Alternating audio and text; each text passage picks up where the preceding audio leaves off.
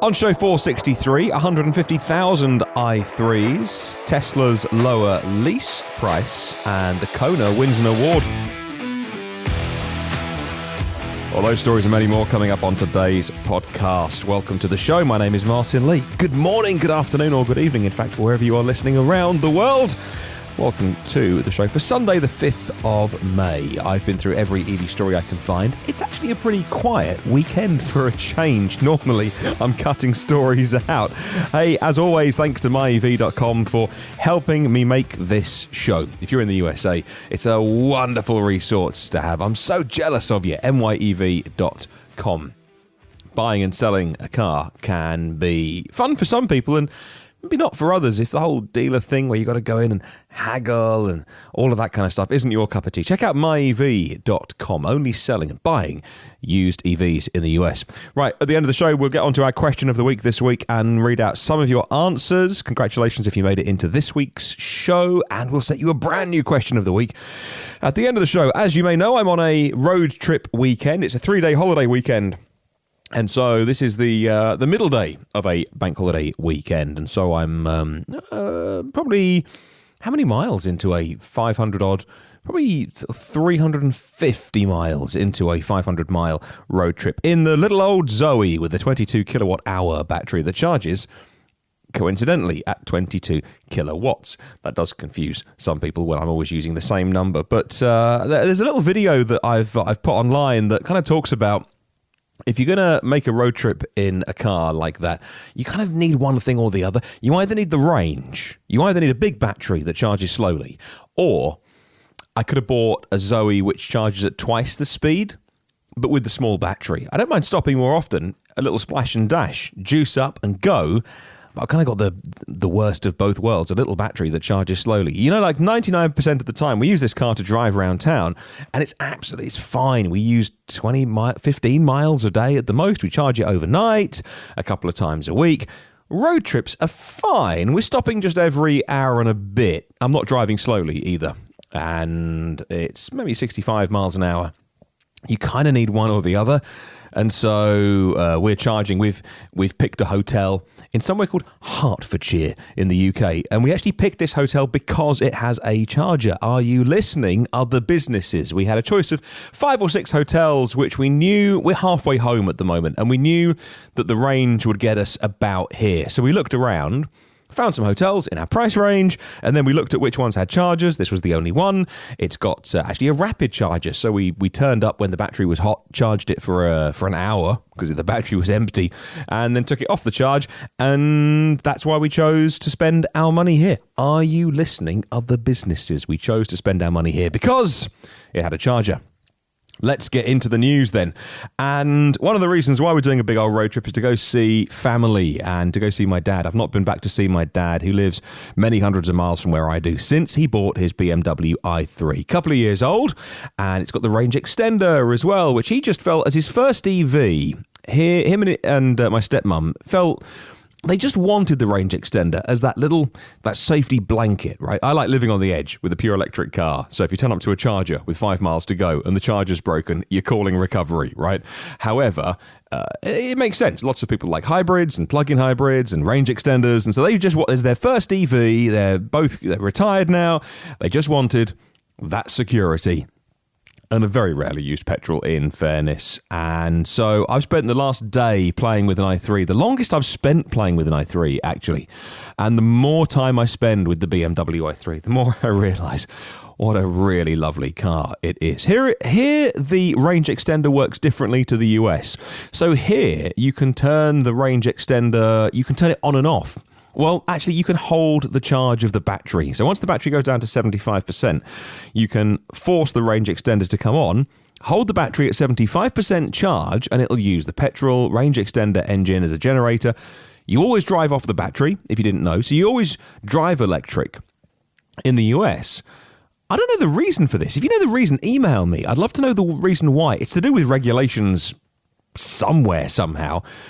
You don't have control over the range extender. It only comes on, I believe in the US, on an i3 when your range goes pretty low, so below 15, 10%, and then the range extender kicks in to charge the battery. Of course, it means that if you are going up a steep hill and you floor it, you are limited to how much juice is coming out of the range extender getting into the battery, so that can affect performance. Here it's different, and I don't know why the same car behaves differently different countries. I'd love to know. If I'd spent long enough online, I could find the answer myself, but I'm kind of lazy. So the more time I spend with the i3, the more I utterly adore it and love it. And I'm looking at one thinking that would be very, very nice for myself to add to the EV collection at home. But staying with the topic of the BMW i3, they just announced their 150,000th version at the Leipzig manufacturing plant. We mentioned that milestone a couple of days ago here on the podcast. An impressive milestone for the electric car that isn't to everybody's taste. I adore the styling. It looks like a small car from a distance, from outside. Inside, though, it's a big car. What's even more impressive, says InsideEVs.com today, is that every year since 2013 that the i3 has been in production, they've sold more i3s than they did the previous year. It is a car that is growing in popularity. The more people see them, the more people drive them, friends and family own them, the more people go and buy them.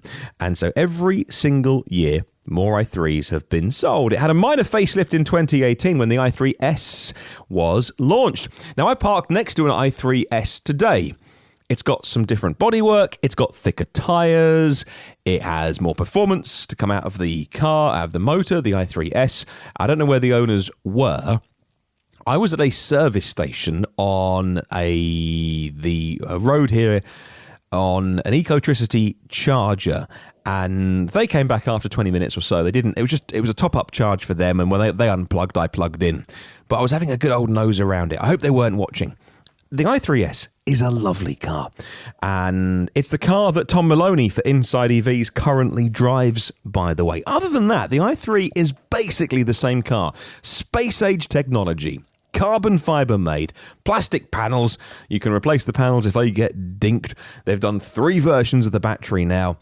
21.6 kilowatt hour battery on the first one, which got bumped to 33.2 kilowatt hours on the second one, and then they increased it at the end to the current version, 42.2 kilowatt hours. It's the last one they will make. They'll be making the i4 next, which we talked about recently on the podcast. We saw some inside pictures of the i4, and it looks very conventional, like any nice BMW saloon. Nothing as differently designed as the i3. More conventional, I would say, the i4. For someone who was going in to buy a typical BMW, they would try an electric car and go, well, this looks the same as the other ones that I'm test driving. It just happens to have a battery. So congratulations to everyone that's been involved at BMW I, which is the division that makes the electric cars at BMW. Congratulations to everyone there for 150,000 i3s sold around the world. We're looking forward to the i4. The iX3, which is the electric version of the very, very popular X3, is also coming soon from BMW. The X3 is a massively important car. It's an SUV, hugely important in every market around the world, as far as I know, to BMW, and there's an electric version of those coming soon. It's a great start and a great milestone for BMW. Congratulations.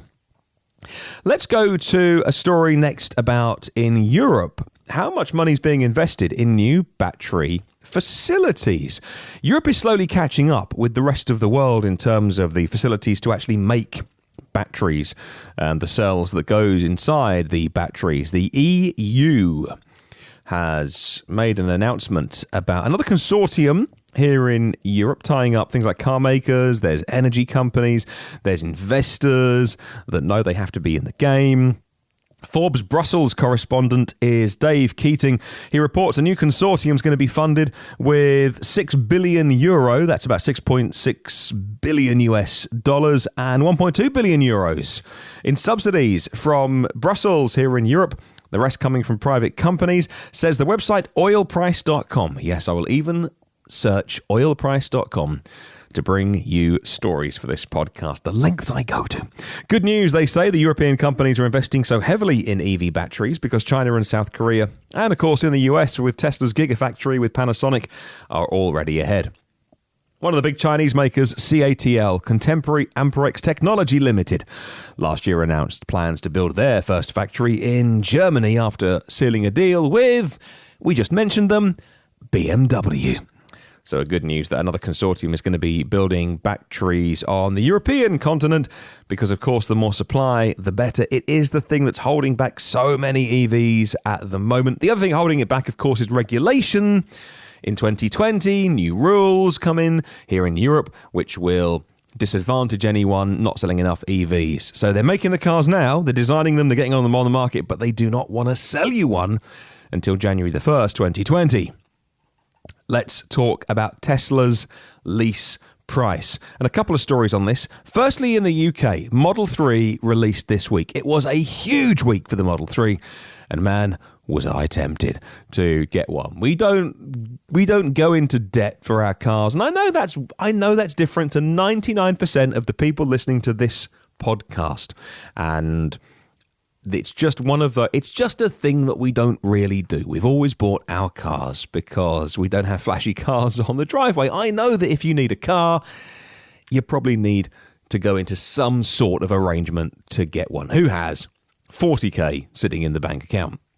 We don't do leases because we just don't really like to make other people richer off our back. And I know people are going to say, yeah, but how else are you going to get a brand new car? And actually, EVs, and I hear all the arguments, leasing makes sense. It's low monthly payments. Technology gets obsolete very quickly. It's moving forward so fast. And you only pay a few £100 a month, and that leasing's the best way.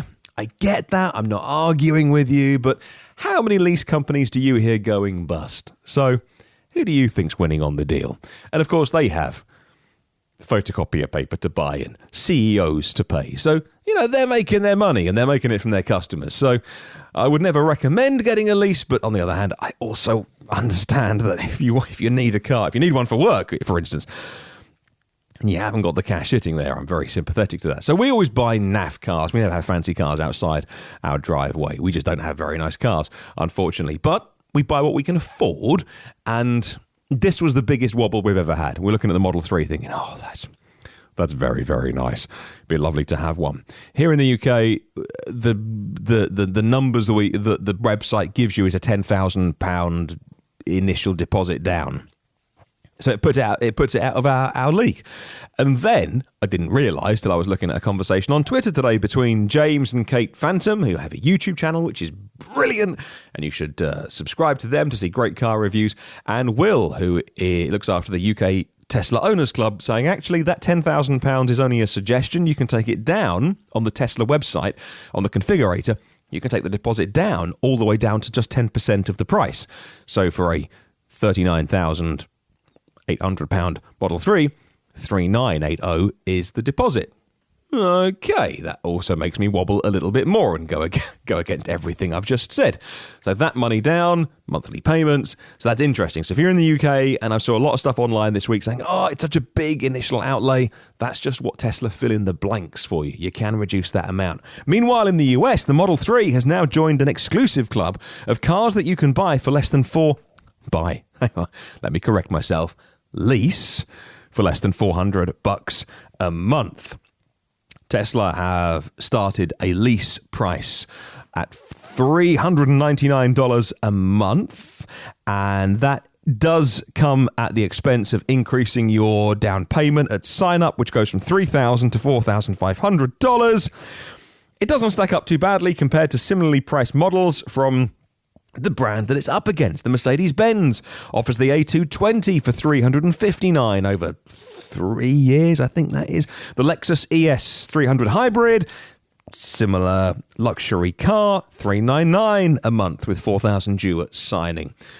The Bolt is cheaper, $299 a month for 3 years, but about $4,000 due at signing. And I'm sure there's extra deals that you can do. They all look really, really good deals. And if that's what you have to do to get yourself inside a car, another brilliant piece of leasing news. With that caveat that I should always say, I never want anyone to get a lease based on anything I've said, because I sort of kind of fundamentally don't believe in them, but totally understand why you do them. Let's move on to another story from Green Car Reports about Tesla's technology adding 2 more safety features, what they are, safety features to Teslas, which previously were part of a paid package. The autopilot system can track the lane that you are driving in really well. Now the company is making active steering features, which are part of autopilot, standard, even if you don't pay for autopilot. So what Tesla are doing is they're taking what they're calling lane departure avoidance and emergency lane departure avoidance and making them standard on every car, whether or not you spec autopilot with the car. Or I think all cars come with autopilot now, whether it's you spec the extra bit, if I get this exactly right. Lane departure avoidance is where the cameras determine if you're straying up to about 90 miles an hour. If you're straying lanes, and it'll nudge the steering wheel back in.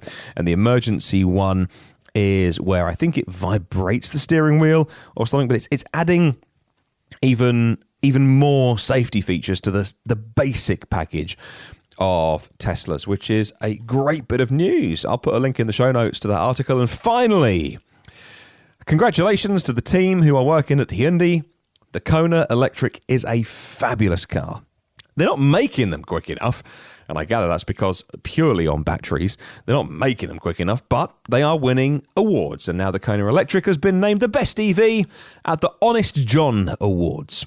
Via honestjohn.co.uk, we find out that the editor says this, and I quote, "The Kona Electric is a true game changer."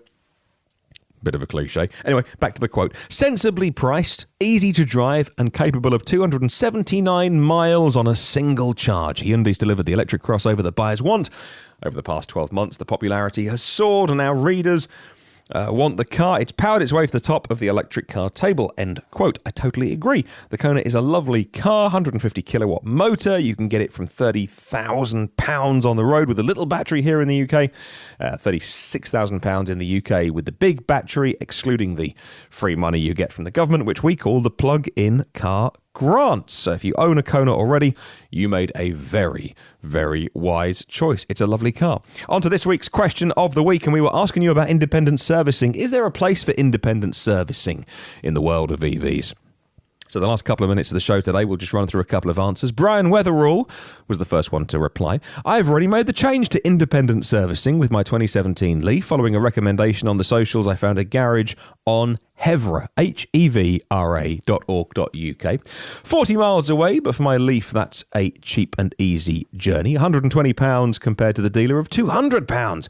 I dropped it off, and a few hours later, the work was done. They even charged it while they were doing the work. Hello to Craig Rogers. I believe independent garages will always be in high demand as regular dealerships push their outdated and expensive service schemes to rake in as much cash as possible." I've seen many other comments on social media that says Nissan, BMW, Mercedes and all the others are doing something similar to Nissan, saying they must service the car every so-and-so many miles. But really, what are you getting for that servicing? All they're doing really is diagnostic plug-ins and maybe changing the pollen filter or something, says Craig. "I would happily take my car to someone like Cleveley EV to get it serviced." Hello to Rajiv Narayan. "The immediate future of independent auto repair shops as they exist now is bleak," he says. "Indeed, items that need to be serviced in a pure battery electric vehicle are fewer and not in need of servicing much less often than fossil cars. Current specialty shops that specialise in mufflers, brakes, oil changes will all go the way of the phone booth. It threatens independent repair shops and non-dealer affiliated networks of suppliers." It's a really interesting point that Narayan makes. Yeah, it goes all the way up the supply chain as well. Don't need as many brake pads if you're using regen braking. Hello to Gareth France. "I feel there's certainly a place for the aftermarket servicing and repairs. My Leaf has covered 114,000 miles in just 4 years, and it's been rapid charged over 4,600 times due to its previous life of being a taxi. The battery's in perfect health. However, the charger failed in my first 6 months of ownership. Nissan wanted £24,000 to fix it. He did it himself at a cost of £500 with some equipment from a scrapyard." Hello to Howard Smith. "I like the idea of other shops being able to upgrade or repair electric vehicles. The emergence of electric vehicles will breathe life back into automotive performance shops and parts suppliers, especially as all electric conversion kits become available." Kyle Hodgson says, "Think about all the phone repair shops. Some people take their iPhone back to Apple's Genius Bar, if it's in warranty. Where I live, the U-Break iFix shops are popping up in neighbourhoods. We use them ourselves with hand-me-down iPhones, which are out of warranty. I can't imagine the dealership service model working. Not enough regular maintenance for an EV. They have windshields, tyres, rims, wiper blades, washer fluids, and so on. I was looking under the hood of my Soul EV, and someone with a healthy understanding of electrical safety could fix it more easily than any old ICE car. And finally, David Nye says, whilst the battery electric vehicle service demands are less than a fossil car, it's extremely important for other options to be available. There are also thousands of car repair shops employing many thousands of service people. Some of these will have to diversify to retrain, upskill to these high-voltage electrical systems. The same thing happened when horses were replaced by cars. In any event, many smaller towns will not have a dedicated company servicing for EVs. It's really absolutely essential for manufacturers to offer technical support and parts availability to those that want to fix those cars. Thank you, David. And thank you to everyone who answered this week's question of the week, whether it was on email or the comments section. And I would invite you to answer this week's brand new question, which is this: should EVs celebrate or hide their technology? Should EVs celebrate or hide their technology? And I mention that because I spent some time today in the Bmw i3, my dad's one, which is very high-tech and embraces the high-tech nature of EVs. And then I got back in my car, which is the Zoe, which has a gear stick. You know, it's like an automatic gear stick down by your hand where the handbrake is, and you have to move it into gear. It also does regen on the Zoe by you pressing your foot gently on the brake pedal rather than just letting off the accelerator. It's very much an analog experience in a digital world, but obviously Renault wanted to do that to persuade people to think of the Zoe as just a regular car that happens to be electric, whereas Teslas revel in technology. Teslas are almost too complicated for their own good. If you don't care about all that stuff, if you just want a normal car and it happens to have a battery or it happens to have a fossil engine, who cares? I just want the car. Should EVs celebrate technology, bring it front and center like Model 3s and like Teslas do, or should they hide away their technology? What do you reckon? Let me know. Email me. hello@evnewsdaily.com is my email, and you can leave a comment on the section of YouTube and Facebook. Right, time for the MD bit. Well, there are 212 patrons of the podcast who keep me going on our Patreon page, patreon.com/evnewsdaily. Thank you so much to everyone who keeps me going and funding this show, especially my two premium partners. Well, that's you, Phil Roberts from Electric Future, EF.Energy here in the UK, does this big scale solar projects and has recently changed his car up from a Leaf to an e-Niro. Looks very happy with it as well. And it's you, Brad Crosby. Thank you, Brad, premium partner of the show, who supports the message that we have about sustainable transport, clean, green transport. Thank you for supporting us, Brad. Hello to our partners as well, and right back at the beginning, David Allen, one of the first ones. Thank you, David. OEM Audio of New Zealand and evpower.co.nz if you are indeed in New Zealand and you want those accessories, you just want to have a little flick around, do some surfing, evpower.co.nz. You never know what you might pick up. And Paul O'Connor as well, another partner of the show. Thank you, Paul. Paul O'Connor, total legend. And all our exec producers: Alan Robson, Alex Banahini, Alexander Frank, Anders Hove, Arul Gierskaldsveen, Ashley Hill, Bjard Fuchsnack, Barry Penniston, Bob Muir from GingerComputers.com in Dundee, Borislav Borisov, Brent Kingsford, Brian Thompson, Brian Weatherall, Cesar Trujillo, Chris Benson, Chris Hopkins, Craig Coles, Craig Rogers, Damien Davis, Darren Bird, Darren Sant, he runs the Yorkshire EV Club, Dave Jewson, David Bachman, David Finch, David Partington, David Prescott, Derek Likes and Dirk Rutzatz, plus of course Don McAllister of ScreencastsOnline.com. Hello Enrico, Stefan Schillo, Frederick Rovick, Free Jewel, aka James, George Clargo, Jack Oakley, James Storr, Jason Fan, Jeff Urbies, Jerry Allison, Jill Smith, John Bailey, John, who is aka Beardy McBeardface, he runs Kent EVs, John Nodell, John Timmis, Juan Gonzalez. Hello to Ken Morris, Kevin Mayerson, Lars Dallager, Lawrence D. Allen, just simply Leo is how I know online. Lejek Gzil, Louis Hopkin, Luke Cully, Marcel Lohman, Marcel Ward, Marlin Shell, Martin Croft, Matt Piccioni, and Matthew Ellis. Hello, Matthew Gruby, Maz Shah, Mia Oppelstrup, and Michael Pastroni. Hello, Mike Rogers, Mike Winter, Nathan Gore Brown, Neely Roger Roberts. Oh dear. Rewind, start again. Neely Roberts from Sussex EVs, Ohad Aston, Paul Seeger-Smith, Paul Stevenson, Pete Glass, Phil Mouchet, Philippe Calvet, and Raj Badwell. Rajiv Narayan, Rene Schneider, Rob Cooling, who teaches people to drive in EVs at appledriving.co.uk. Rupert Mitchell, recent guest. Sarah McCann, Sari Kangasoja, Seiki Payne, Steve John, Stuart Hanna, The Limousine Line in Sydney, Tim Gutteridge, Walter McVeigh, and of course, Zach Hurst. There are 462 previous shows online. Get new ones though by subscribing on your podcast app or on YouTube Audio. Come and say hi on the socials by searching EV News Daily. Have a wonderful day. I'll catch you tomorrow, and remember, there's no such thing as a self-charging hybrid.